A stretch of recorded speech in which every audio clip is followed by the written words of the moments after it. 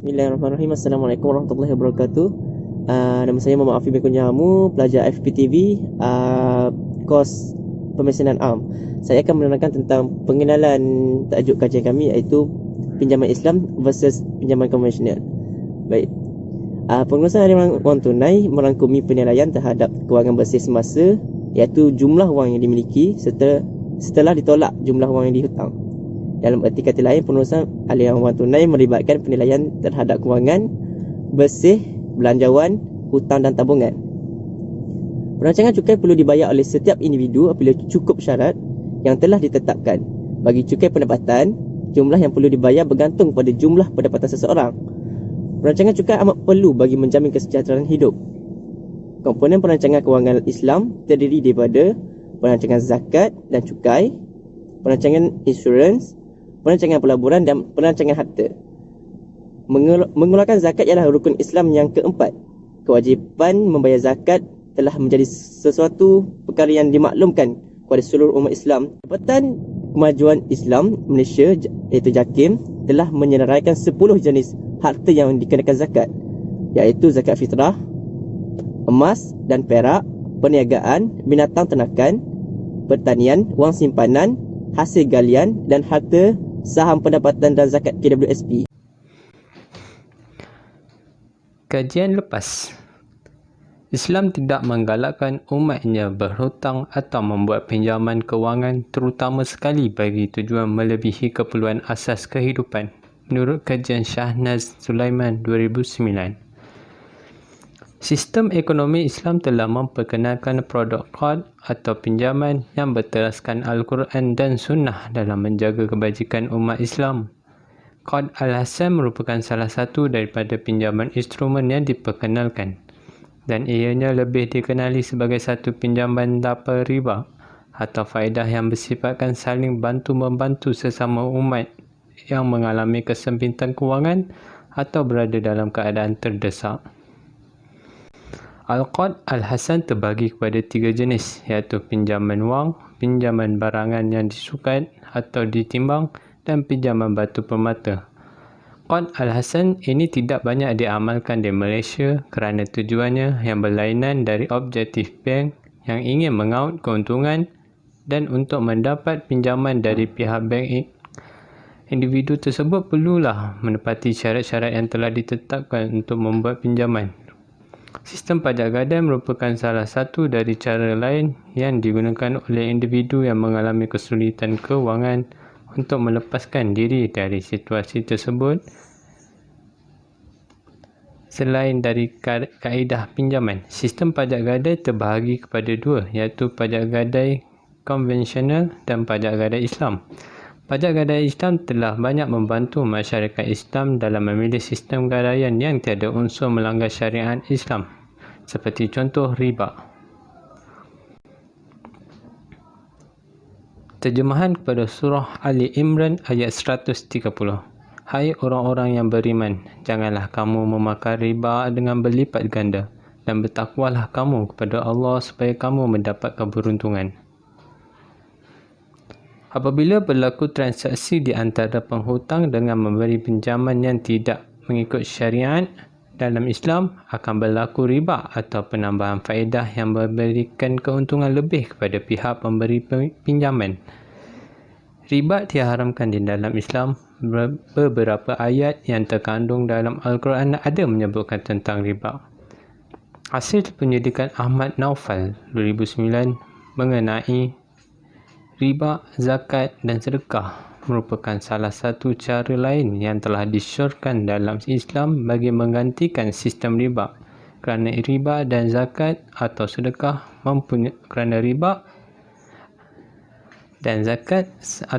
mempunyai sifat yang bertentangan dalam menangani gejala riba yang mendatangkan masalah kepada masyarakat Islam. Sistem pengkongsian untung rugi atau jual beli untung ini dikenali sebagai bal al-murabbah. Sistem ini bermaksud penjual mestilah memaklumkan kepada pembeli kos sebenar aset dan margin keuntungan yang ditambah semasa perjanjian jualan dibuat. Muamalat ini harus disisi syarak kerana berkonsepkan amanah kejujuran. Assalamualaikum warahmatullahi wabarakatuh. Nama saya Muhammad Fawaz bin Ma'asyiri dari Kumpulan 1. Metodologi. Pendidikan atau kajian adalah sebagai satu kegiatan pengumpulan, pengolahan dan analisis data yang dilakukan secara sistematik dan cekap untuk memecahkan sesuatu persoalan. Dengan itu, tujuan menjalankan kajian adalah untuk memperoleh jawapan melalui penggunaan satu langkah ilmiah yang sistematik dan saintifik. Bentuk kajian yang dimaksudkan ialah kajian perpustakaan, research dan kajian dokumen. Kajian ini menggunakan pendekatan kaedah kajian campuran yang bersifat kuantitatif dan kualitatif. Meletakkan pemilihan ini berasaskan kepada tajuk dan persoalan kajian. Ini lebih memerlukan kepada kedua bentuk pendekatan ini. Kaedah kuantitatif dan kaedah kualitatif. Pendekatan kaedah kualitatif menekankan kepentingan pengalaman subjektif individu yang perlu dianalisis secara kualitatif dan analisis sosial. Kualitatif dan kualitatif adalah dua pendekatan dalam kaedah pendidikan yang berbeza ataupun bertentangan antara satu sama lain. Sungguh pun demikian, pertentangan atau perbezaan tersebut tidak menghalang penyelidik menggunakan kedua pendekatan dalam masa yang sama dengan kaedah campuran. Reka bentuk kajian. Kajian ini membentuk kajian tinjauan. Kajian tinjauan dilakukan berdasarkan rujukan mengenai perkara yang berkaitan dengan persampalan. Rujukan. Selain itu, bagi melengkapkan kajian tersebut, pekaji juga membaca pelbagai sumber seperti buku, blog dan internet untuk mendapatkan maklumat yang berkaitan. Kesannya, bahan-bahan tersebut banyak membantu pekaji dalam membantu menyiapkan laporan.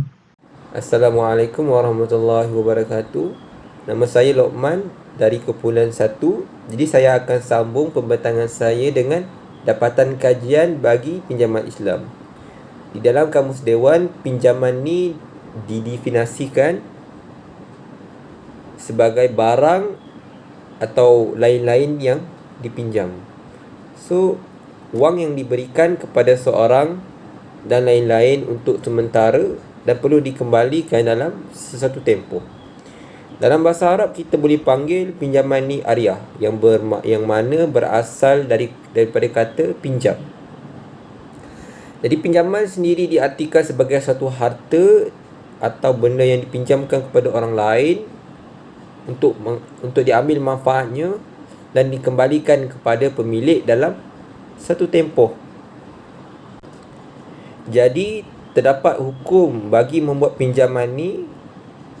Pertama, Islam dibenarkan umatnya untuk membuat pinjaman kerana Allah SWT telah berfirman dalam surah Al-Baqarah ayat 282, wahai orang-orang yang beriman, apabila kamu menjalankan sesuatu urusan dengan hutang piutang yang diberi tempoh hingga ke satu masa yang tertentu, maka hendaklah kamu menulis hutang tersebut dan masa bayarannya itu, dan hendaklah seseorang penulis di antara kamu menulisnya dengan adil, yakni benar, dan janganlah seorang penulis enggan menulisnya sebagaimana Allah SWT telah mengajarkannya.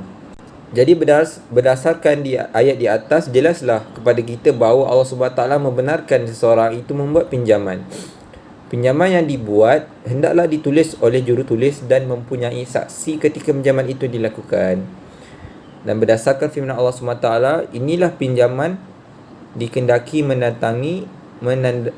menandatangani perjanjian yang telah dibuat dengan pihak bank dan mempunyai dua orang saksi semasa urusan pinjaman dibuat.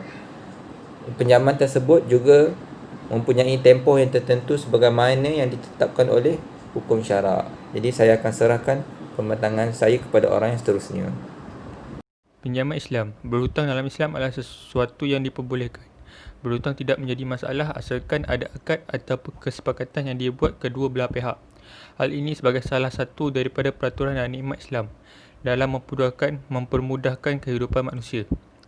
Dalam Islam, perkara meminjam ini termasuk dalam perbuatan mahmudah, iaitu pertolongan antara sesama manusia sehingga umat Islam boleh melakukan asalkan memenuhi kriteria dana dan pinjam-meminjam yang sebenarnya. Tanpa memenuhi rukun yang berlaku, maka pinjaman yang berlaku itu hukumnya tidak sah. Asas hukum pinjaman dalam Islam. Pinjam-meminjam adalah salah satu cabang muamalat dalam Islam. Dengan ini terdapat dalil yang membenarkan konsep ini berlaku. Allah telah berfirman dalam surah Al-Maidah ayat 2 yang bermaksud, Hai orang-orang beriman, janganlah kamu melanggar kehormatan bulan haram, binatang-binatang kalaid, dan jangan pula mengganggu orang-orang yang mengunjungi Baitullah sedang mereka mencari kurnia dan keredaan dari Tuhannya. Dan apabila kamu telah mensekap ibadah haji, maka bolehlah berburu. Dan janganlah sekali-kali kebencianmu kepada sesuatu kaum kerana mereka menghalang-halangi kamu dari Masjidil Haram, mendorongmu berbuat aniaya kepada mereka, dan menolonglah kamu dalam mengerjakan kebajikan dan takwa. Dan jangan tolong-menolong dalam membuat dosa dan pelanggaran. Dan bertakwalah kamu kepada Allah. Sesungguhnya Allah amat berat siksanya. Perbankan Islam akan membeli barangan untuk pelanggan dan menjual barangan tersebut kepada mereka yang telah dipersetujui bersama. Perbankan Islam ditadbir oleh Undang-Undang Islam dan Peraturan Industri Kewangan, dan ia juga dikawal selia sebagaimana sama dengan perbankan konvensional. Bank-bank Islamik ini mestilah mematuhi beberapa prinsip tertentu dan tidak boleh menggunakan faedah kepada peminjam. Antara prinsip perbankan Islamiah tersebut: pertama, memastikan produk yang ditawarkan kepada pelanggan adalah halal. Yang kedua, mematuhi syariah, dan ahli syariah mestilah mereka layak untuk memberi pendapat mengenai produk kewangan Islam. Yang ketiga, tidak terlibat dalam perniagaan haram seperti alkohol, perjudian dan lain-lain. Yang keempat, tidak melaksanakan riba, iaitu amalan pemberian pinjaman pada kadar faedah yang tinggi. Yang kelima, tiada unsur gharar, iaitu jualan spekulasi atau berbahaya di mana nilai tidak pasti. Yang keenam, tidak zoom, yakni tidak terlibat dengan aktiviti dan amalan yang mengeksploitasi penindasan dan kekejaman. Assalamualaikum warahmatullahi taala wabarakatuh. Nama saya Muhammad Hakim bin Abdul Ghaffar. Nombor kad matrik saya ialah DB190025. Jadi saya akan sambung di bahagian prinsip perbankan Islam. Baiklah, dalam prinsip perbankan Islam, wang tidak mempunyai nilai intrinsik dan masa pula tidak boleh menghasilkan apa-apa pulangan. Dengan kata lain, wang tidak akan boleh jadi lebih berharga semata-mata dengan berlalunya masa. Ini bermakna pihak perbankan tidak boleh meminta pampasan setelah memberi pinjaman wang dengan mengenakan faedah tertentu kepada peminjam. Yang seterusnya ialah operasi perbankan Islam juga perlu dijalankan mengikut prosedur tertentu dalam yang ditetapkan garis panduannya oleh Majlis Penasihat Syariah Bank, iaitu SAC. Majlis penasihat tersebut adalah pihak berkuasa syariah tinggi kewangan Islam di Malaysia. Sebahagian daripada itu, tanggungjawab SAC termasuk memeriksa dan mengesahkan kesahihan undang-undang syariah dalam produk kewangan Islam. Baiklah, seterusnya kita terus ke arah rukun pinjaman Islamik. Ianya mempunyai 4. Yang pertamanya adalah orang yang meminta pinjaman atau muta'ir. Yang kedua ialah orang yang memberi pinjaman atau muta'ir. Yang ketiga adalah benda atau harta yang menjadi pinjaman atau muta'ar. Yang keempat adalah lafaz akad atau ijab kabul peminjam yang meminjam atau memindahkan tanggungan suatu harta pada orang yang meminjam dari yang meminjami dengan melafazkan beberapa perkataan. Ianya bermaksud pinjaman peribadi dari bank Islamik di Malaysia adalah berdasarkan penggunaan konsep bayaniah. Ia adalah konsep yang digunakan secara meluas untuk institusi kewangan Islam untuk pinjaman pembiayaan peribadi. Selain daripada itu, bayaniah adalah konsep yang melibatkan penjualan dan pembelian kembali transaksi oleh penjual, iaitu pihak bank berdasarkan pembayaran tertunda. Penjual iaitu bank akan menjual kepada peminjam iaitu pembeli secara tunai. Penjual iaitu bank akan membeli semula atas dasar pembayaran tertunda di mana harga lebih tinggi daripada harga tunai. Seterusnya, dalam pembiayaan peribadi, aset yang terlibat dalam konsep bai-ainah untuk membeli dan menjual akan menjadi wang tunai. Keadaan ini berbeza dengan bank konvensional di mana pihak bank Islamik akan menawarkan pembiayaan peribadi dengan kadar keuntungan yang akan ditentukan dalam kontrak pembiayaan peribadi. Selain daripada itu, konsep bai-ainah ada juga bank Islamik yang menggunakan prinsip mudarabah syariah melalui tawarruk untuk pembiayaan peribadi. Mudarabah adalah sejenis jualan di mana komoditi dijual dengan harga tunai untuk tertunda.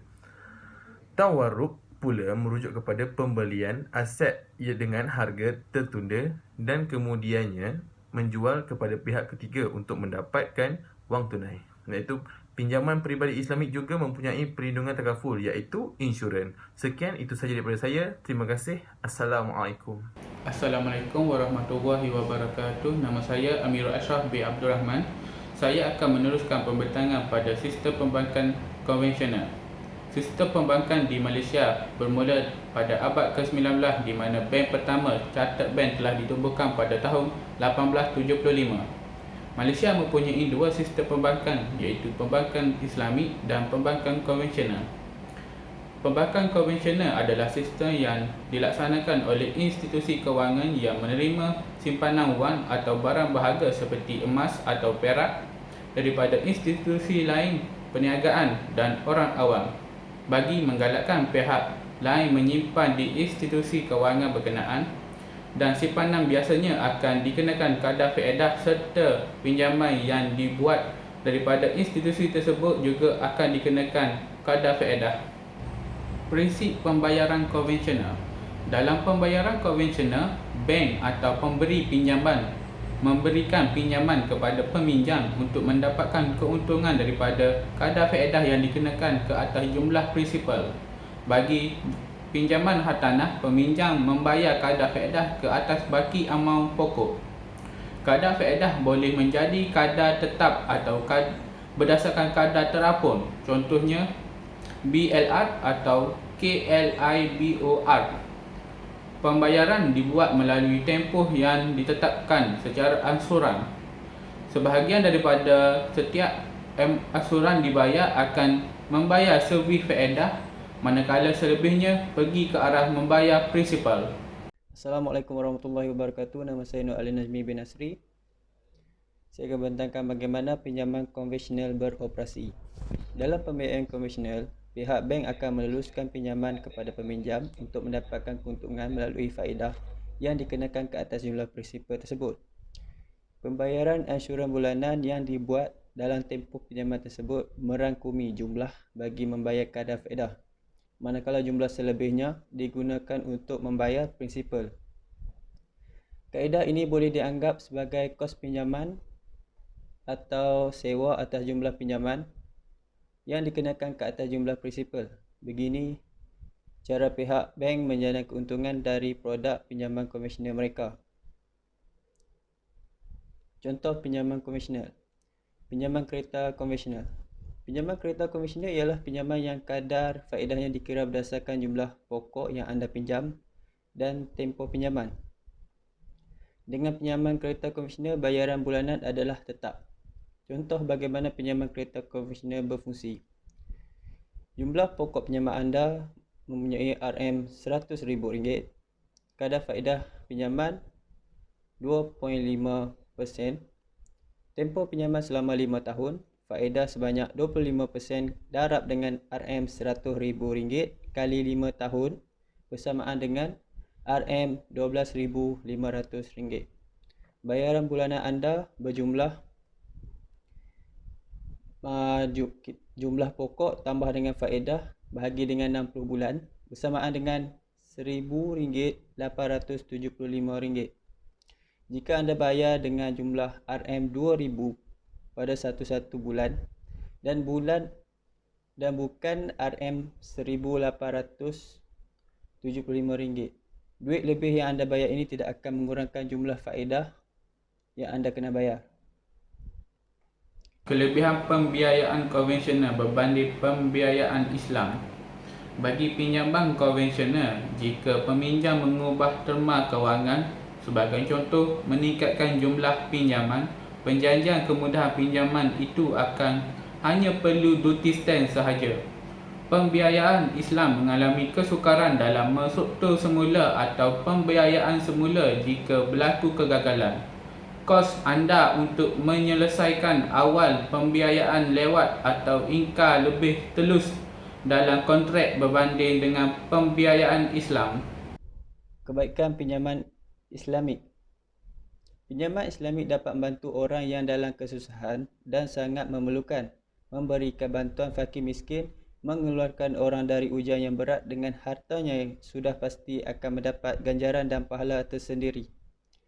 Firman Allah SWT yang bermaksud, siapakah yang mahu meminjamkan kepada Allah pinjaman yang baik, maka Allah akan melipat gandakan balasan pinjaman itu untuknya dan dia akan memperoleh pahala yang banyak. Al-Quran Surah Al-Hadid ayat 2. Selain itu, pinjaman Islami ini juga dapat menghilangkan kesukaran yang dialami oleh orang lain. Sesiapa pun umat Islam yang memberikan pinjaman yang sifatnya baik dan menolong orang lain, maka ia akan mendapatkan hal yang sama, yakni dihilangkan kesukarannya. Bagaimana sabda Rasulullah SAW, barang siapa yang menghilangkan salah satu kesulitan dunia dari saudaranya, maka Allah akan menghilangkan darinya salah satu kesulitan pada hari kiamat. Hadis riwayat Imam Muslim. Assalamualaikum warahmatullahi wabarakatuh. Nama saya Amir Sri bin Abdul Talib, nombor metrik DB190031. Okey, hari ini saya nak sampaikan kebaikan pinjaman Islamik. Okey, kita sebagai seorang Muslim digalakkan memberi pertolongan kepada orang lain pada saat mereka memerlukan bantuan untuk menghilangkan kesukaran yang dialaminya. Namun, peminjam tidak boleh meminta sesuatu yang lebih pada masa barang tersebut dikembalikan kerana perbuatan ini termasuk dalam amalan riba. Larangan riba ini telah dijelaskan oleh Allah sebagaimana firman-Nya dalam surah Ali Imran 130 bermaksud, wahai orang-orang yang beriman, janganlah kamu memakan riba dengan berlipat ganda dan bertakwalah kamu kepada Allah agar kamu beruntung. Sekian daripada saya.